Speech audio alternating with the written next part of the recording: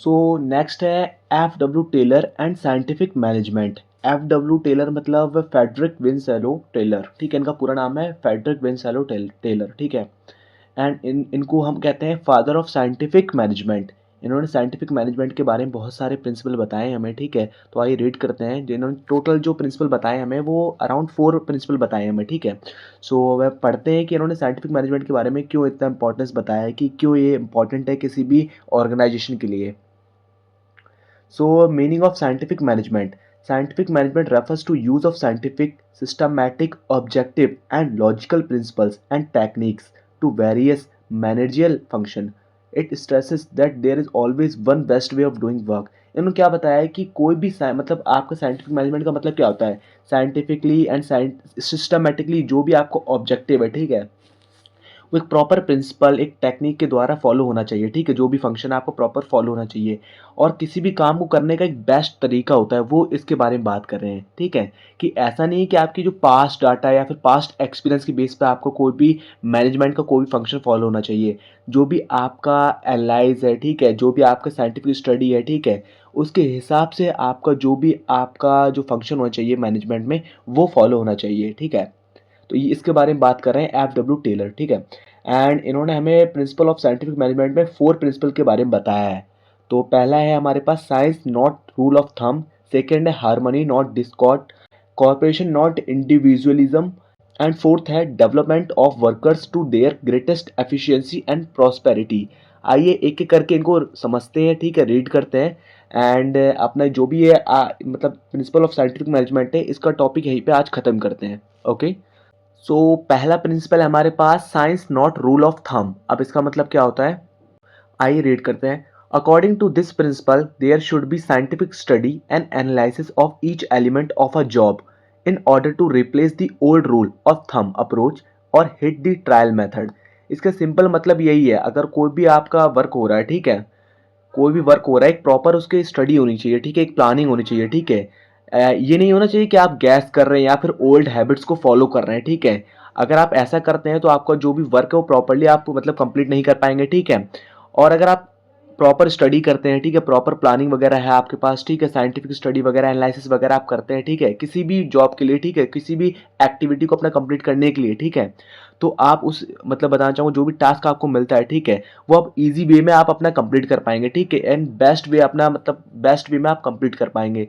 Same यही बता रहे हैं कि अगर आप एक प्रॉपर स्टडी प्रॉपर एनालिसिस के बेसिस पर अगर कोई भी आप अपना वर्क करते हैं, कोई भी मतलब एक्टिविटी करते हैं, तो आप उसमें ज़्यादा मैक्सिमम एफिशिएंसी ले पाएंगे, ठीक है, ज़्यादा मैक्सिमम एफिशिएंसी के साथ वर्क कर पाएंगे। ये नहीं कि आपका जो भी हिट एंड ट्रायल मेथड के द्वारा आप अपना पुरानी जो आपकी आपने जो भी ओल्ड हैबिट्स हैं उनको फॉलो करते हुए आप अपना वर्क कर रहे हैं, ऐसा नहीं होना चाहिए, ठीक है। सो ये था science not rule of thumb. So next principle है हार्मोनी नॉट डिस्कॉर्ड। अब आइए इसे रीड करते हैं, ये क्या होता है। According to this principle there should be complete harmony and proper understanding between management and workers and they should work together for organisational goal. ये तो काफ़ी इजी बता रखा है कि इसमें आपका प्रॉपर जो होना चाहिए, कि ये प्रिंसिपल बात कर रहा है कि आपके जो बॉसेस वगैरह रहते हैं या फिर जो टॉप लेवल के लोग रहते हैं, ठीक है, और जो भी वर्कर वगैरह रहते हैं, ठीक है, उनको एक साथ काम करना चाहिए, पीसफुली काम करना चाहिए, जिससे वो आपस में एक दूसरे की बातें भी समझ पाएँ, ठीक, अंडरस्टैंड कर पाएँ एक दूसरे को, ठीक है, और जो भी कंपनी का गोल है, ऑर्गेनाइजेशनल गोल है, उसे अचीव कर पाएँ, ठीक है। यानी एक प्रॉपर अंडरस्टैंडिंग होनी चाहिए मैनेजमेंट एंड वर्कर के बीच में, जिससे वो एक साथ काम कर पाएँ, राइट। तो इसके बारे में बात की गई है। एंड अगर मान लीजिए कभी कंपनी को ज़्यादा प्रॉफिट हो जाता है, ठीक है, तो उसमें फाइटिंग नहीं होनी चाहिए कि डिस्ट्रीब्यूशन के रिगार्डिंग, कि ये मतलब टॉप लेवल के बंदों को ज़्यादा मतलब मिल रहा है, ठीक है, उन क्योंकि उन्होंने डिसीजन वगैरह लिया है, ठीक है, और उनका उनका ही आइडिया था, उनकी वजह से ये मतलब उनको ज़्यादा प्रॉफिट मिलना चाहिए, ठीक है। या फिर ऐसा नहीं होना चाहिए कि वर्कर ने ज़्यादा वर्क हार्ड किया था जिससे कि प्रॉफिट ज़्यादा मतलब रेज हुआ है, ठीक है। यहाँ पे प्रॉपर डिस्ट्रीब्यूशन होना चाहिए, ठीक है, यानी प्रॉपर एक अंडरस्टैंडिंग होनी चाहिए कि हाँ दोनों ने मिलकर किया है, साथ अचीव किया है, तो आपको जो प्रॉपर डिस्ट्रीब्यूशन होना चाहिए प्रॉफिट का, ठीक है। तो ये काफ़ी ज़्यादा इंपॉर्टेंट है, हार्मनी नॉट डिस्कॉर्ड, ठीक है, ये प्रिंसिपल के बारे में बताया गया है, इस प्रिंसिपल में ये बताया गया है, ओके। सो नेक्स्ट प्रिंसिपल को पढ़ते हैं। सो नेक्स्ट प्रिंसिपल है कॉर्पोरेशन नॉट इंडिविजुअलिज्म। इसका मतलब क्या होता है, according to this principle there should be corporation between management and workers instead of individualism. यानी वही मतलब है जो हमने लास्ट अभी पढ़ा है, अभी हमने इससे पहले वाला जो पढ़ा है प्रिंसिपल, कि हार्मनी नॉट डिस्कॉर्ड, सेम वही बताया गया, मतलब उसी का एक्सटेंशन बोल सकते हैं आप, एक्सटेंशन है, ठीक है, उसी का विस्तार है ये, कि इस प्रिंसिपल में ये बताया गया है कि जो भी बॉसेस वगैरह रहते हैं, ठीक है, जो मैनेजमेंट वाले मतलब मैनेजमेंट के जो भी लोग रहते हैं, ठीक है, और जो वर्कर रहते हैं, उन्हें साथ में काम करना चाहिए, ठीक है, मिलके काम करना चाहिए, ठीक है, और इसका मिलके काम करना चाहिए इंस्टेड ऑफ इंडिविजुअलिज्म, यानी ऐसा नहीं कि वर्क अलोन, वो अपना जो भी काम है उसे अलोन कर रहे हैं, ठीक है, अपना जो भी वर्क है उसे अलोन कर रहे हैं, ठीक है, एक साथ काम करना चाहिए, ठीक है, एक मतलब कॉर्पोरेशन में रह के काम करना चाहिए, दोनों के बीच में कॉर्पोरेशन होना चाहिए, ठीक है, इंडिविजुअल में यानी अलोन वर्क नहीं करना चाहिए, ठीक है, बस इसके बारे में यही बताया गया है।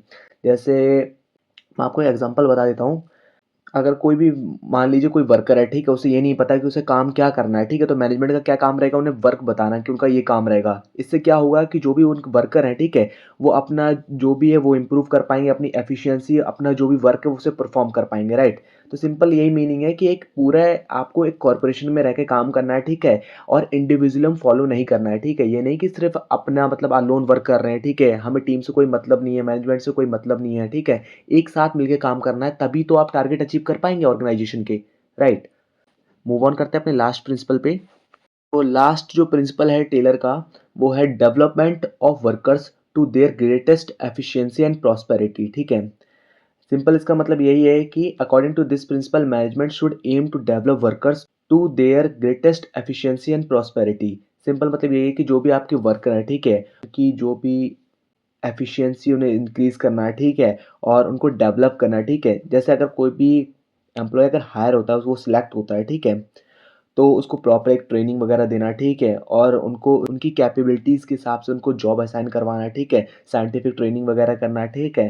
एंड प्रॉपर एक ग्रोथ ग्रोथ के लिए, ठीक है? प्रॉपर ग्रोथ के लिए उन्हें एक एक्सपर्ट के तौर पे एक आपको एक ट्रेनिंग प्रोवाइड करवाना है, ठीक है? डेवलप करना उन्हें, ठीक है? और उनके हिसाब से जो भी उनका मैक्सिमम पोटेंशियल है, ठीक है?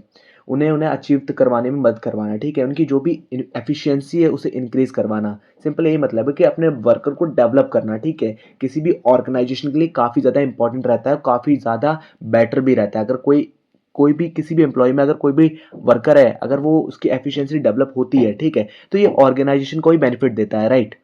तो ये हमारे पास 4 प्रिंसिपल थे, ठीक है? जो कि एफडब्ल्यू टेलर ने बताए हैं और इन्हें हम कहते हैं scientific management principles, okay. So I hope आपको मैंने दोनों साइंटिफिक मैनेजमेंट प्रिंसिपल्स भी करवा दिए हैं, ठीक है? एंड प्रिंसिपल्स ऑफ मैनेजमेंट जो फ्योल ने बताए थे हमें, ठीक है, वो भी करवा दिए हैं, राइट? सो आई होप मिलते हैं हम नेक्स्ट वीडियो में इसी चैप्टर की, ठीक है? एंड इसमें कुछ और आपके इंपॉर्टेंट क्वेश्चन होंगे, देन मैं आपको नेक्स्ट वीडियो में कवर करवा दूंगा। सो आई होप दोस्तों आपको सेकेंड चैप्टर के इंपॉर्टेंट क्वेश्चंस एंड आंसर समझ आए होंगे। सो मिलते हैं नेक्स्ट वीडियो में, तब तक के नेक्स्ट वीडियो के लिए चैनल को सब्सक्राइब कर लें। सो